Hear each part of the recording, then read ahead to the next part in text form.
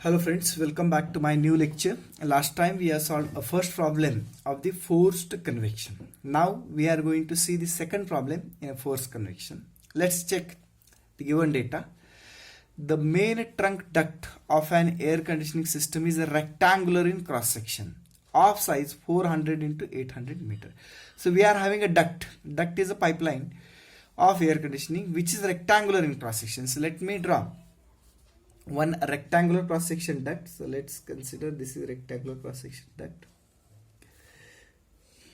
Okay, and its dimension given to you is what? 800 into 400. So let's consider this is the duct like this.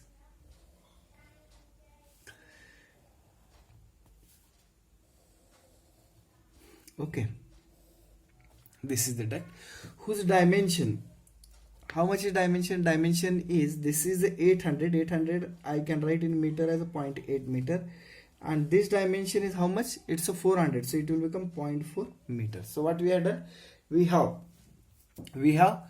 determined in meter, that is 0.8 and 0.4. okay, it has air at atmospheric pressure and 20 degrees Celsius, flowing with velocity of 7 meter per second.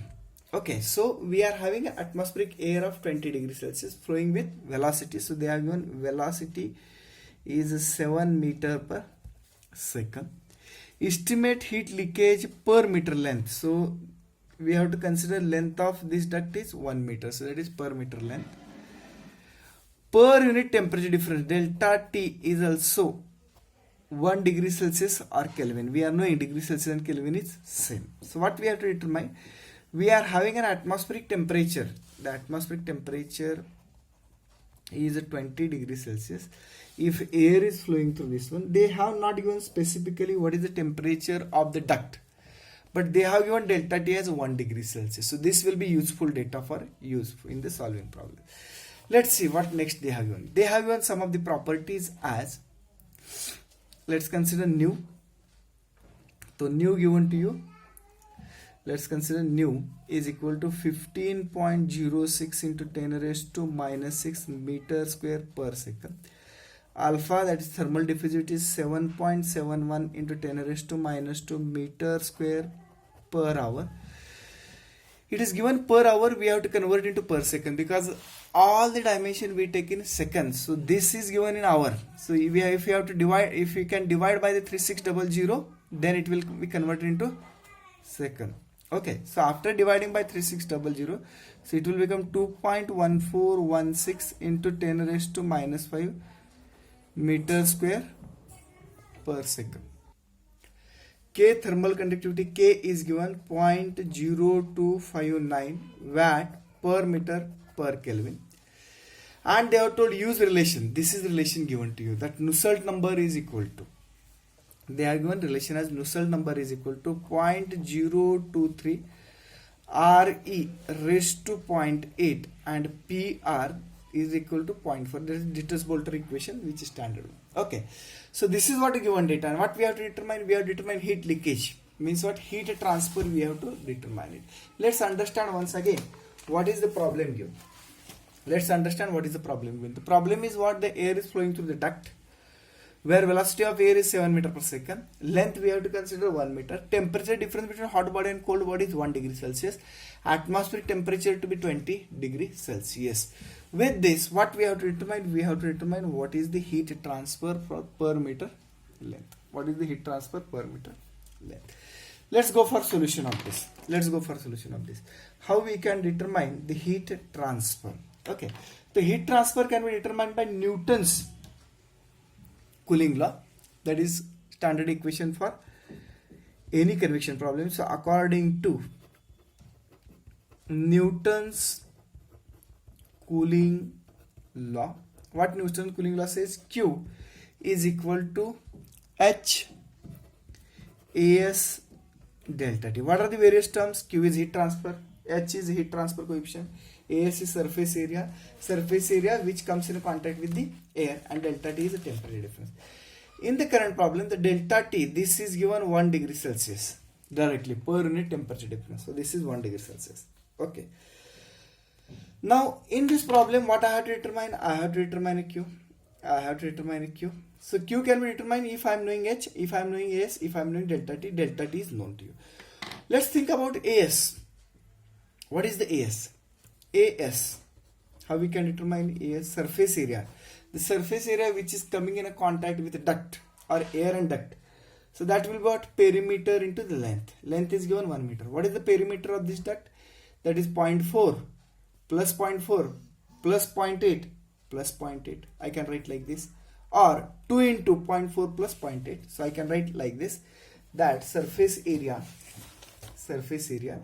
will be 2 into 0.4 plus 0.8. That become perimeter and length. What is the length? Length is 1 meter. So that will give you surface area for determination of heat transfer. Okay. So what is the surface area comes to be? It's a 2.4 meter square. That is the surface area. That is surface area. Okay, that we have determined. So now AS is also known. Now question is of H. How to determine H? For determination of H, once again we have to use Nusselt number. What is the Nusselt number says? The Nusselt number for H, what I am going to do? I am going to use formula. Nusselt number is HLC by K. HLC by K. From this, I want to determine H.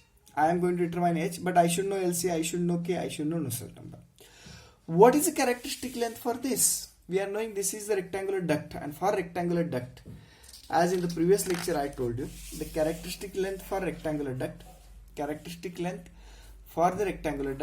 will become as, let me write, LC is equal to 4AC by P. AC is a cross-sectional area and P is the perimeter. Let's put the value AC, cross-sectional area of rectangular duct. It will become what? 0.4 into 0.8 divided by what is the perimeter? Perimeter is 2 into 0.4 plus 0.8. So what we have done? We have done a cross-sectional area multiplied here and perimeter here. Okay. So this characteristic length will come to be, you can calculate your own, that will become 0.533 meter. That's the characteristic length. We have determined characteristic length.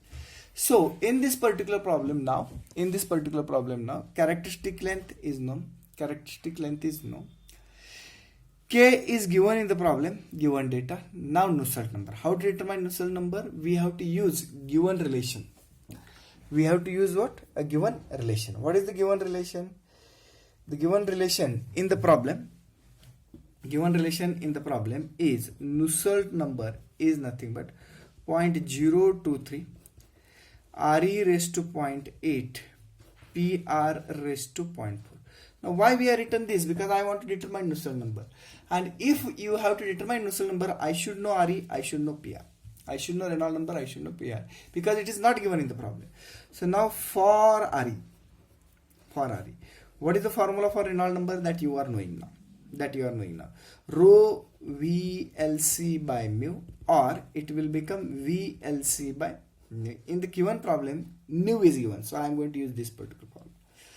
So RE is equal to, velocity is given in the problem directly. That's a 7 meter. Then characteristic length just now we have determined, that is 0.533. Nu in the given data it is given, that is 2.1416 into 10 raised to minus 5. By this now I can determine Renal number. What is the Renal number comes to be? You can do your own calculations.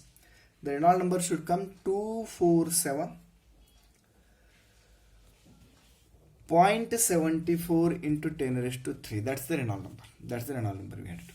Now we have determined one unknown. That's the Renal number. But I should know Prandtl number also. So for Prandtl number, use equation of Prandtl number. What says Prandtl number? Prandtl number says mu Cp by K. That's the formula of Prandtl number. One more formula for the Prandtl number is mu Cp by K, or it's nu by alpha. We can use this or we can use this accordingly given data. In the current given data now it's nu and alpha is given. So as nu and alpha is given, I am going to use this particular nu and alpha. Okay. So Prandtl number PR is equal to nu by alpha. What is the new given to you? 15.06 into 10 raised to minus 6 divided by alpha. What is the alpha? Alpha is a 2.1416 into 10 raised to minus 5. So Prandtl number is come to be 0.7032. So now I have determined Prandtl number. Now I have determined Renal number. Renal number is also determined. Why we have determined this? Because I have to keep here and determine Nusselt. After that, determine Nusselt number, I can determine this. So let's determine Nusselt number now. Nusselt number is equal to 0.023. RE raised to 0.8. RE is 247.74 into 10 raised to 3 raised to 0.8 into PR. PR is 0.7032 raised to 0.4. You can do your own calculation and determine Nusselt number, which will come 412.818. That is the Nusselt number. Now why we have determined Nusselt number? Because I want H. I want to determine H. How we can determine? Because we are knowing Nusselt number is equal to HLC by K. Using this particular formula, I can determine the H. So what is Nusselt number? Nusselt number is 412.818 is equal to H. Characteristic length we are determined as a 0.533 divided by K. K is given in the problem, that is 0.0259. So here only unknown is H. Only unknown is what? H. And we can determine the value of H. Now do your own calculation for determination of what? For determination of H. Let me check what is the value of H comes to be. So H is equal to, after calculation, H should come to be equal to 20.05 watt per meter square per Kelvin. That's the H. That's the H we have determined it. Now why we have determined H? Because at the start we have seen this particular formula that Q is equal to H AS delta T. Now we have determined H. We can determine Q now. Let's determine Q. Let's determine a Q. So Q is equal to what? Q is equal to H AS delta T. What is H? H is come 20.05. AS, surface area. Surface area.